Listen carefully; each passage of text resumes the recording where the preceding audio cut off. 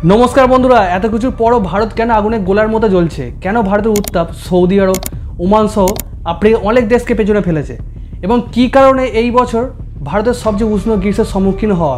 हाँ बंधुरा ग्रीष्मेर ऋतु सबे शुरू हयेछे किन्तु एर प्रकोप देखे मने हच्छे एबारे गरम आमादेर बाँचते देबे ना। किन्तु केन एमन हच्छे हिट वेव्से मानुष मारा जाच्छे। आजकेर भिडियोते आमरा शुधु समस्यार कथाई बोलबो ना, भारतके किभाबे आगुने गोला हওয়া थेके रोका जाय ताओ जानाबो। बंधुरा मे मास एखोनो शेष हयनि एबं ताप एतटाई प्राधान्य पाচ্ছে যে সবাই হতবাক ও চিন্তিত।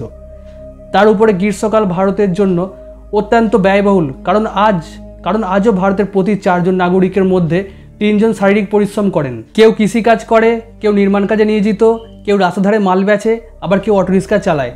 এই ধরনের অনেক লোকজনকে খোলা আকাশের নিচে কাজ করতে দেখা যায়। আর এই সব ঘটে বিকেলে প্রচণ্ড গরমে। গরমের কারণে মানুষের প্রোডাক্টিভিটি ক্ষমতা 10% কমে যায়, ডিহাইড্রেশন দেখা দেয়, তারা দ্রুত ক্লান্ত বোধ করে এবং মানুষ ঠিকমতো কাজ করতে পারে না, যার কারণে জিডিপিতে সরাসরি প্রভাব পড়ছে। এবং পরিসংখ্যান অনুযায়ী 2030 সাল নাগাদ জিডিপিতে এই প্রোডাক্টিভিটি লসের প্রভাব পড়বে 2.5 থেকে 4.5% হয়েছে।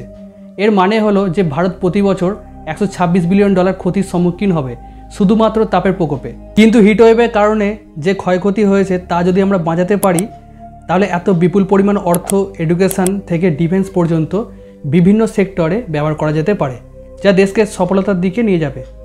তবে বন্ধুরা শুধু আমাদের চিন্তাই কাজ করবে না, কারণ দেশের লিডার্স এটা আগে থেকেই জানেন, কিন্তু কেউ জলবায়ু পরিবর্তনের দিকে নজর দিচ্ছে না, কারণ এটি এমন একটি বিষয় যা কেউ প্রচার করবে না।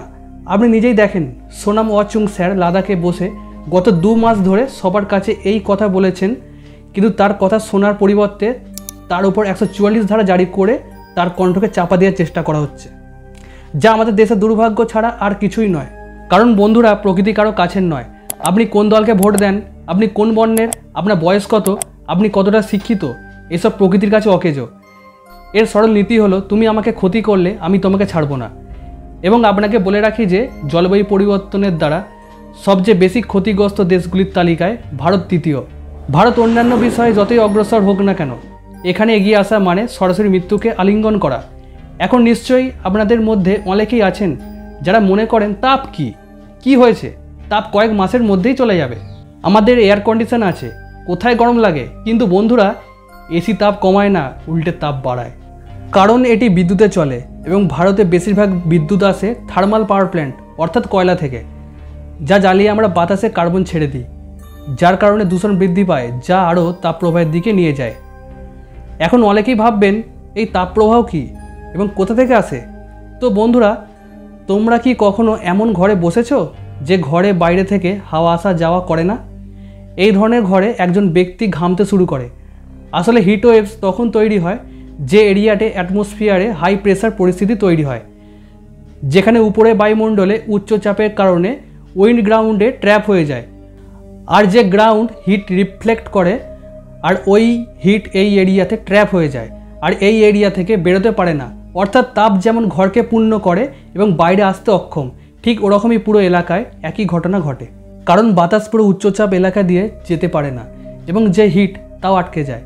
বন্ধুরা হিট ওয়েভস গ্রীষ্ম, শীত বা বৃষ্টির মতো কোনো সিজন নয়, বরং একটি শর্ত এবং তাপমাত্রা একটি নির্দিষ্ট সীমার ওপর গেলেই তা ঘোষণা করা হয়। আচ্ছা বন্ধুরা আপনি নিশ্চয় অনুভব করেছেন যে যখন গরম থাকে তখন আপনার কাজ করতেও ভালো লাগে না বা আপনার মুড ভালো থাকে। এটা শুধু আপনার অবস্থা নয়, প্রতিটি মানুষের একই অবস্থা। গরমে সবাই কষ্ট পায়। শীতকালে মানুষ জামা কাপড় পরে নেয়, আগুন জ্বালায় এবং খুশিতে ঠান্ডা কি উপভোগ করে, কিন্তু তারা গ্রীষ্মে পুনরুদ্ধার করে এবং প্রশ্ন জাগে এর সমাধান কি?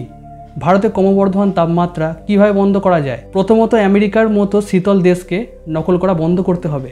যেসব জায়গায় অ্যাভারেজ টেম্পারেচার খুবই কম সেখানে কাঁচের বিল্ডিং হলে কোনো অসুবিধা নেই, কিন্তু ভারতের শহরগুলোতে যদি উঁচু কাঁচের বিল্ডিং তৈরি করা হয় তাহলে প্রতিফলনের কারণে বেশি তাপ হবে। আমাদের সিঙ্গাপুরের মতো একটি দেশ থেকে শেখা উচিত, যেখানে তাপমাত্রা আমাদের মতো এবং আপনি যখন সেখানে বিল্ডিংগুলি দেখেন ওখানে বিল্ডিং কম এবং ভার্টিক্যাল গার্ডেন্স বেশি হয়। যেখানে কম জায়গা বেশি এবং কাজের জন্য বেশি ব্যবহার করা হয়, সেখানে বিল্ডিংয়ের অভ্যন্তরে সবুজ থাকা শুধু আশেপাশের পরিবেশকে ঠান্ডা রাখে না, পর্যাপ্ত পরিমাণে অক্সিজেনও সরবরাহ করে। বন্ধুরা আমরা যদি গরমকে মারতে চাই তবে তার জন্য আমাদের আরও বেশি গাছ লাগাতে হবে, কারণ আমরা যত বেশি গাছ লাগাবো তত বেশি সবুজ আসবে এবং বায়ুমণ্ডলে তত বেশি অক্সিজেন থাকবে, যার কারণে তাপের প্রভাব কমবে। আপনি প্রায়ই দেখেছেন যে যতই গরম হোক না কেন, যেখানে বন জঙ্গল থাকলে গাছের সবুজে ও বাতাসে পাতার দোলনায় শীতল হয়ে যায়, আর এই ঠান্ডা বাতাসের কারণে আমাদের ভালো লাগে। এবং শুধু গাছ লাগালে চলবে না, আমাদের ন্যূনতম বিদ্যুৎ ব্যবহার করতে হবে যাতে আগে পলিউশন কমানো যায়। এবং বন্ধুরা, এটি একটি খুব সহজ নীতি। আমরা প্রকৃতি থেকে যা কিছু গ্রহণ করি আমাদের তা ফিরিয়ে দেওয়া উচিত। মানুষ হিসাবে আমাদের কর্তব্য হলো যতটা অক্সিজেন গ্রহণ করি কমসে কম অতটা অক্সিজেন ক্রিয়েট করার। অন্তত পর্যাপ্ত পরিমাণ গাছ লাগানো উচিত যাতে প্রকৃতি অক্সিজেন এবং কার্বন ডাই অক্সাইডের ভারসাম্য বজায় রাখে, কারণ এই ভারসাম্য বিঘ্নিত হলে হিটওয়েভস আরও হিংস্র রূপ দেখাবে। বন্ধুরা, আমি আশা করি এই ভিডিওটি দেখে আপনারা অনেক কিছু বুঝতে পেরেছেন। যতটা সম্ভব শেয়ার করুন যাতে তারাও গ্রীষ্মের প্রকোপ থেকে বাঁচতে পারে। I hope that you found this video informative. অনেক অনেক ধন্যবাদ।